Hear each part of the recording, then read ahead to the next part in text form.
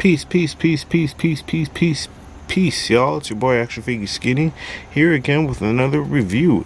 Today we have the X-Men97 Wave 2, the X-cutioner. Weird way of spelling it, but I'm down. This character is quite obscure. I don't know too much about him, but I did my research and I'm about to give some of that information to y'all. So, without further ado, we about to see what's in this box. And here he is in all of his classic glory. We have the X-cutioner. The X-cutioner, originally starting off as an FBI agent by the name of Carl Denty.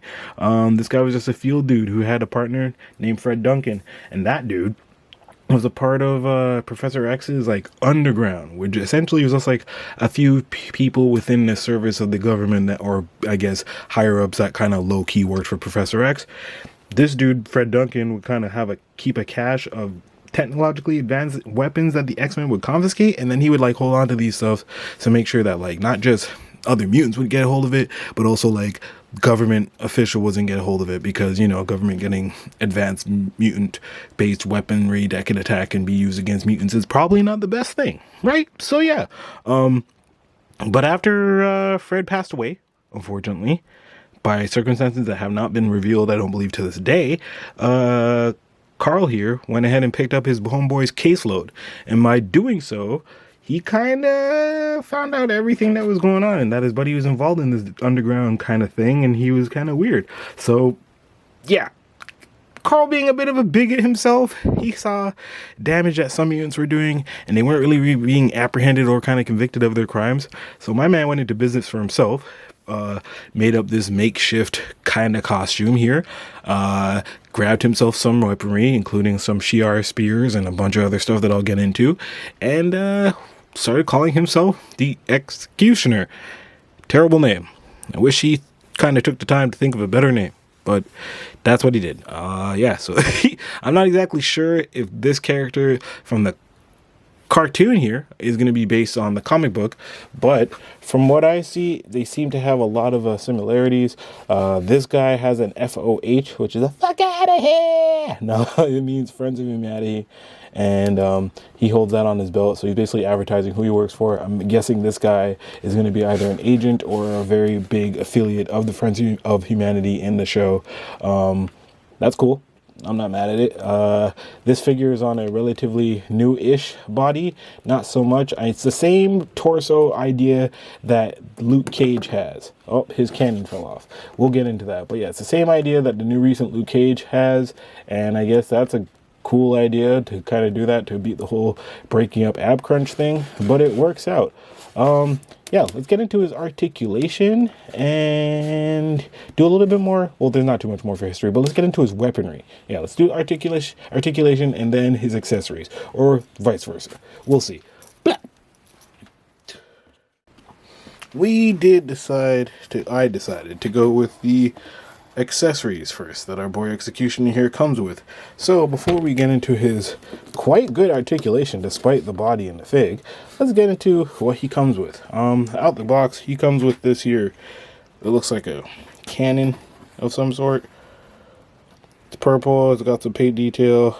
Plugs into his head. Not very well. It is not too sturdy. This thing will fall off if you jerk it around too much or dangle it around and do all sorts of things to it. Pause. But yeah, this looks like what might be a sentinel piece. They don't explain the weaponry, and it's not really detailed on the internet as to what he uses, except for the spears that I will get into. But that's what he uses currently. This is his cannon. It's okay. Details. Looks alright from the front. You can't really plug anything into it, so it's just there. No effects can be plugged in. Just that hollow plastic. That's that. He also comes with a set of a Shi'ar spear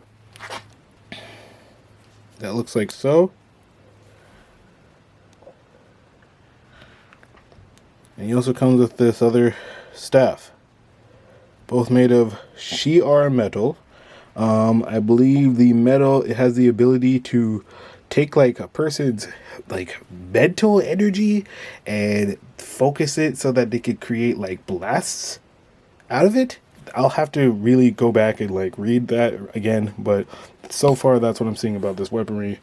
He also comes with this badass rifle, where he doesn't really have the head to hold this properly, but he does come with this rifle that's like decently detailed.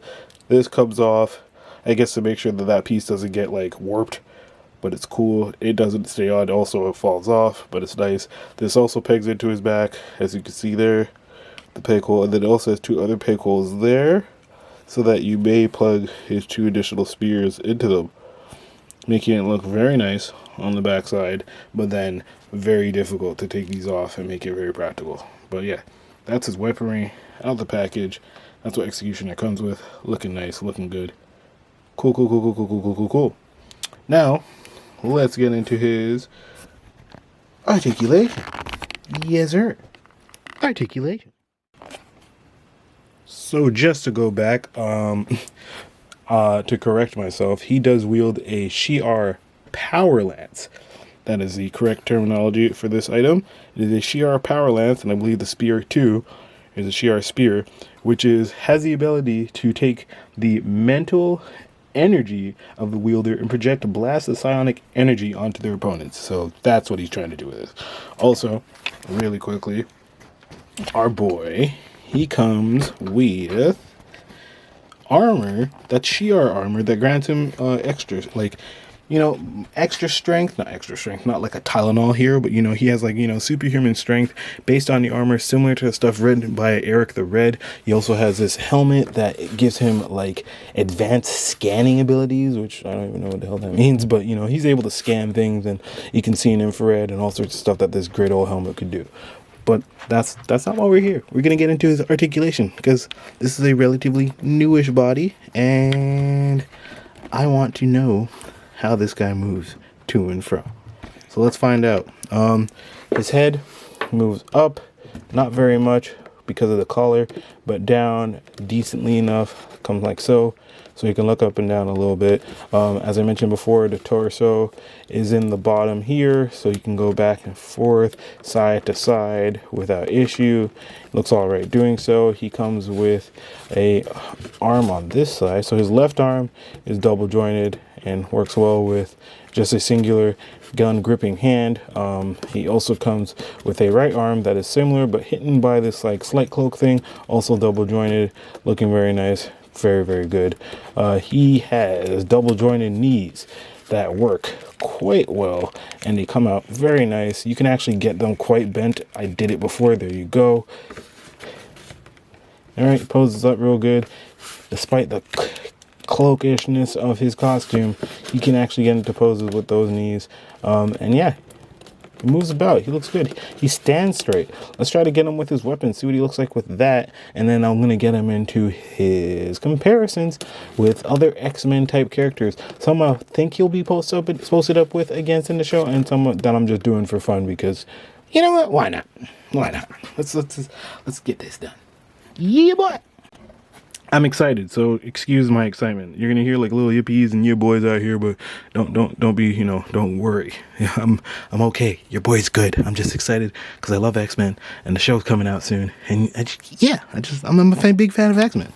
So yeah, let's get him with his weapons posed up and looking great. Now, as for his gun, I am going to use the right hand just because I feel like it fits it better. And it gives this, like, you know, it seems just more secure in this hand. I tried it with the other hand. It didn't quite work. You could try to work it out for yourselves. It does fall out easily, but that's okay. These hands aren't your typical Marvel Legends hands where they're just, like, impossible to get open or to grip the weapon. As you can see, it fits in there quite easily. And then you could kind of finagle this to look like he's holding the barrel. Or you could even get him holding the barrel like so. See, there you go. That's your boy holding the barrel of his gun. That's a decent pose. Will I take this top part off? We'll see. For the sake of this video, let's go ahead and take that off. There you go. And that's X-cutioner wielding his gun. You know what I mean? Look at him. Looking all nice. Holding that gun. I might have him on the shelf like this.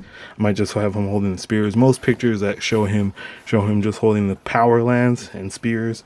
But yeah, there he is. Again, I'll show you how to Also, yeah, while we're here, take his gun out, and it does plug in right here on the back. It's kind of obscured and like blocked by that leather point there, but you just plug it in like so, and then he's a-okay, ready to go. Next up is this power cannon, or whatever this thing is. I don't know. This purple like hand glove thing that, like, unless you just hold it up, it doesn't look as great. You know what I'm saying? Like, it's okay. That's really all that, like, you can point it up, I guess, and straight, and it'll still look all right. You can get some angles with it that way. It'll still look all right, but then you do that and that shit's dropping. Like, there's no grip in there that gets in to keep it. It's just, it's really weird. You could twist it a bit, but I don't want to do all that. This shit should have like a locking mechanism on it so that it doesn't do that. And it probably does, and I probably found it by doing that.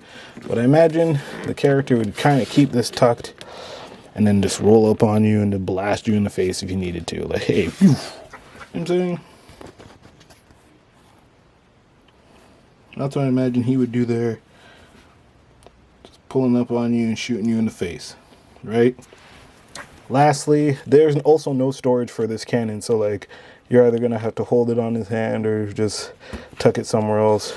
He also has the Shi'ar spear and power lads that, of course, if you okay, so disadvantage and why I wish they kind of came with multiple hands with these figs. So of course, if you put the gun in that hand, which is why I'd like to keep it for that hand and not this hand. If you put the gun in that hand, you're not going to have him wielding the gun and spears in both, because it's now just like loosey-goosey. So that hand is now useful, and that's for the gun.